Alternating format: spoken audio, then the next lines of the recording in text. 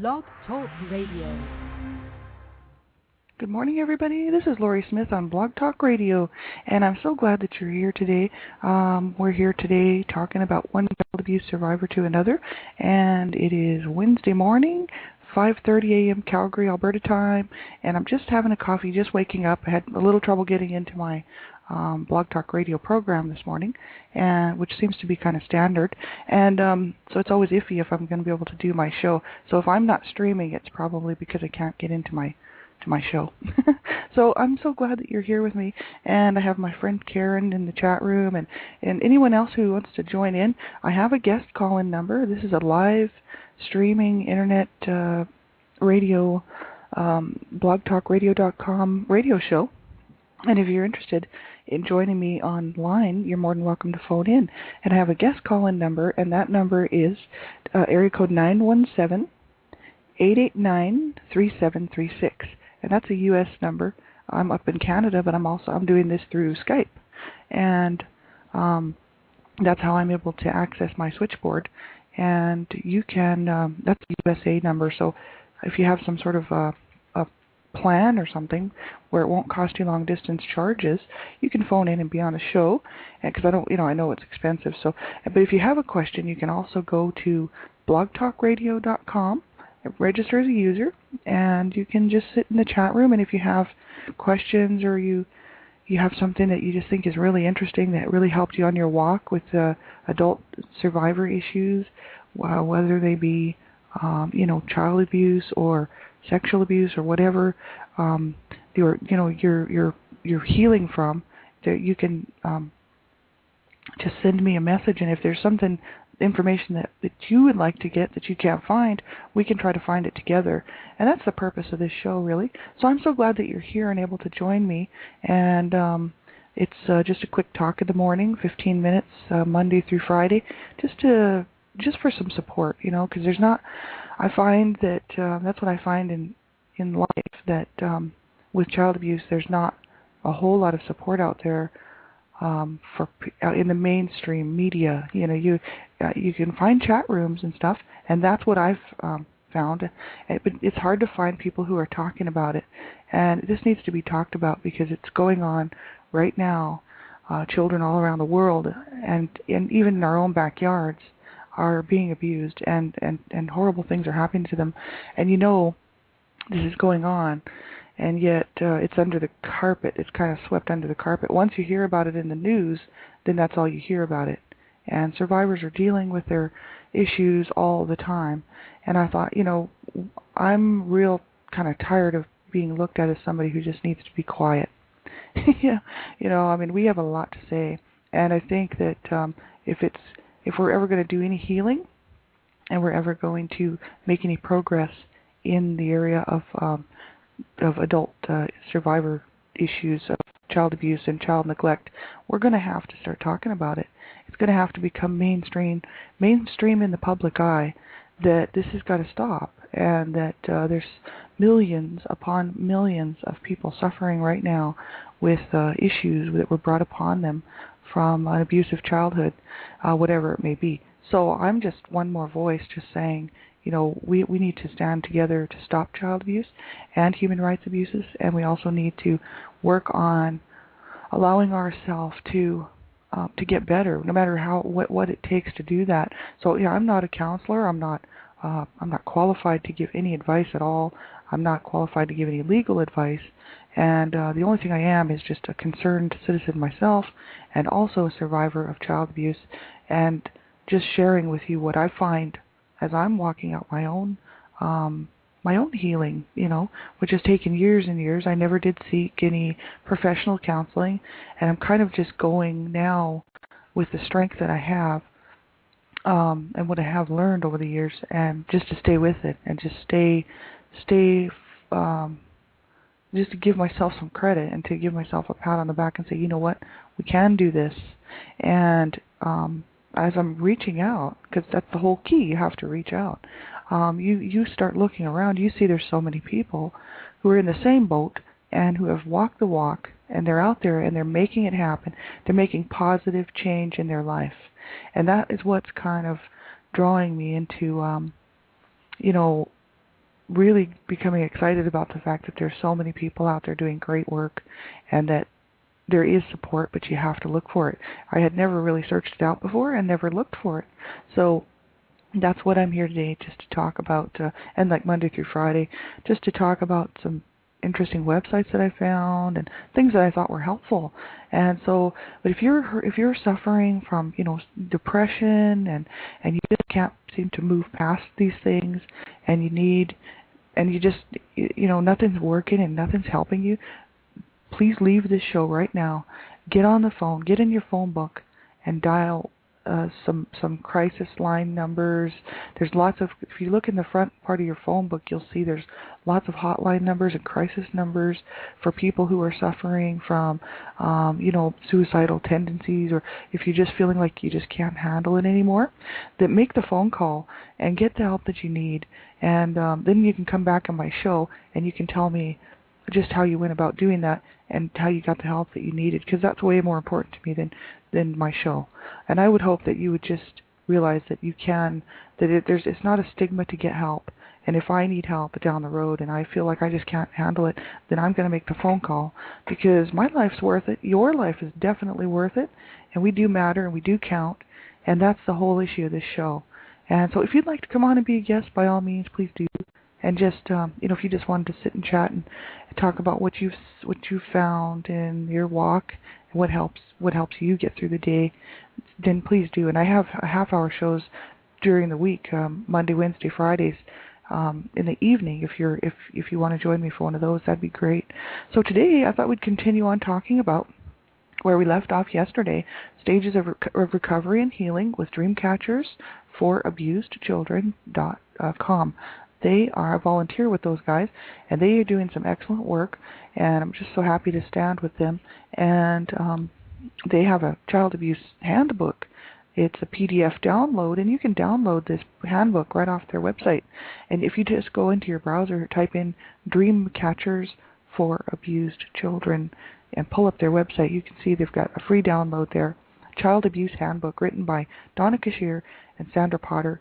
And they're going to have a Blog Talk Radio show coming up here in January that I'm excited about, and I'll be tuned into, because they are going to have some good information. So I'm just giving you a heads up about that.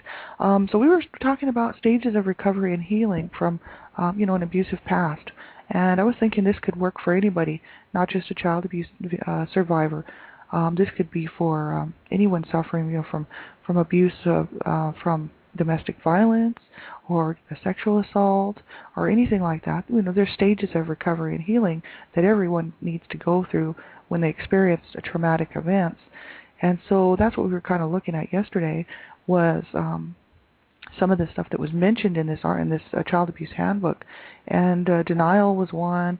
That's confused awareness, and post-traumatic stress disorder we were talking about, is an anxiety disorder that can develop after exposure to one or more terrifying events that threatened or caused grave physical harm.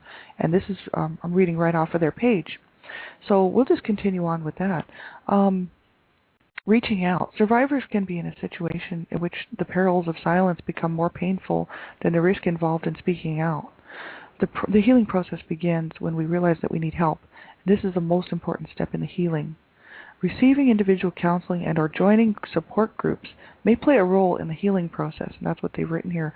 And that's so true, because if you've been suffering from painful and really harmful depression and just sadness and worthlessness, you're just having issues with getting through the day and stuff like that.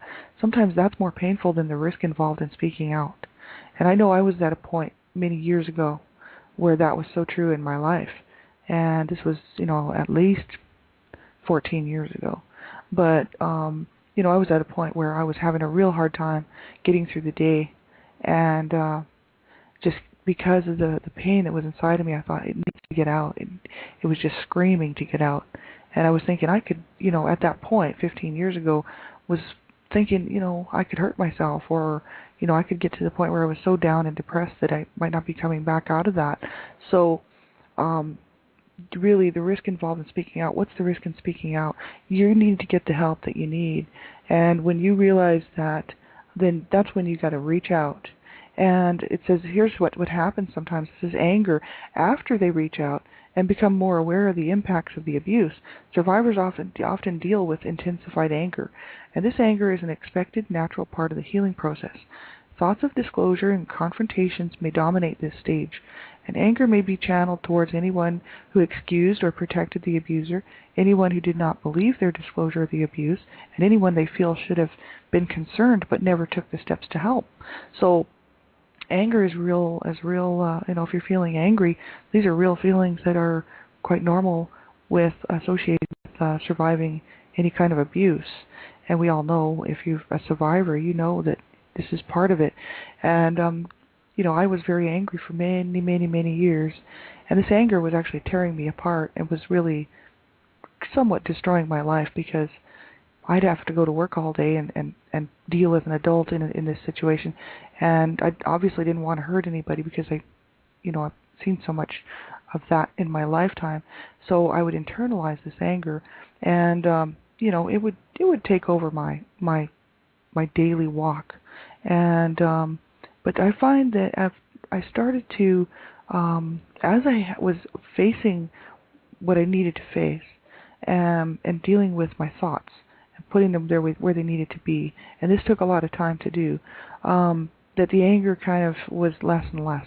And I think it's because I allowed myself to feel it. But sometimes if a person can't do that, then you need to reach out and get the help that you need. And I know there's some good professional help out there. I'm sure of it. There has to be. And I would suggest, if you run into someone like a therapist, for instance, who's not giving you the help that you need, then you just need to find another therapist. It might not be you. It just might be the type of therapy. So that's why I would say, just keep going and keep reaching out. And I've got a website, www.safehorizon.org, and this is Safe Horizon, Moving Victims of Violence from Crisis to Confidence. Now they're in New York City, and they are. I guess I saw something on the web yesterday that, and I don't know if it's accurate or not. So I'm just going by what I heard, that they're full and that they can't really take any new people on at their in their homes. But that doesn't mean that you shouldn't try to get a hold of them if you are in the New York area. But what I liked was their website. They had lots of good information. So even if they can't help you immediately with your immediate problem, you can go on there and check out what they have written there on their website regarding violence and abuse. And their mission, the mission of Safe Horizon, is to provide support, prevent violence, and promote justice for victims of crime and abuse, their families, and communities. They have information on there on everything from addressing violence, immigrants, refugees, helping youth, legal services, advocacy, and mediation. They have a Get Help tab with everything from like domestic violence, stalking, rape and sexual assault, child abuse and incest, homicide, trafficking, homeless youth, excuse me, conflict resolution, and they have an online community. So this is the type of thing. I belong to a few websites which I've been talking about lately, Child Abuse Survivors, a safe place for child abuse and survivors and their supporters. And you can go on to some of these websites, and if you need this information, please let me know. I've only got a minute left. But you can go on to these websites, and you can just use an anonymous name. You don't even have to give your real name, and you can sign into these chat rooms and talk to people who are going through the same exact things or similar things as you, and find out what works for them. And I find that's a very good way to do some healing on your own, in your own time, in your own safe and comfortable place if you have one. And if you don't have one, I've only got a few minutes. And if you're going through an abusive situation right now, and you're in an abusive home, and you're a child, or you're listening to this program, or you're an adult, and you're in a domestic violence situation, do not even hesitate. You must do the right thing and make the right choice and call 911 and get the help that you need. There'll be somebody that can direct you to a number that you can phone. And if you're in an immediate situation where your life is being threatened, and your children's lives are being threatened, you owe it to them and you owe it to yourself to phone 911. So that is what I hope that you will do today. If you're sitting in a situation that's abusive like that, do not allow that to happen to you. You could save your life and you could save your child's life, and it's so important. I hope you'll join me again. I'll be back tonight, 9:30, talking about some coping lists, and I hope that this has been helpful for you. Join me tomorrow, 5:30, again, for one child abuse survivor to another, and I hope you have a great day, and I hope that you just get some help and be well. And I'm so glad that you're here with me. And we will do this again tomorrow morning. Have a great day, everyone.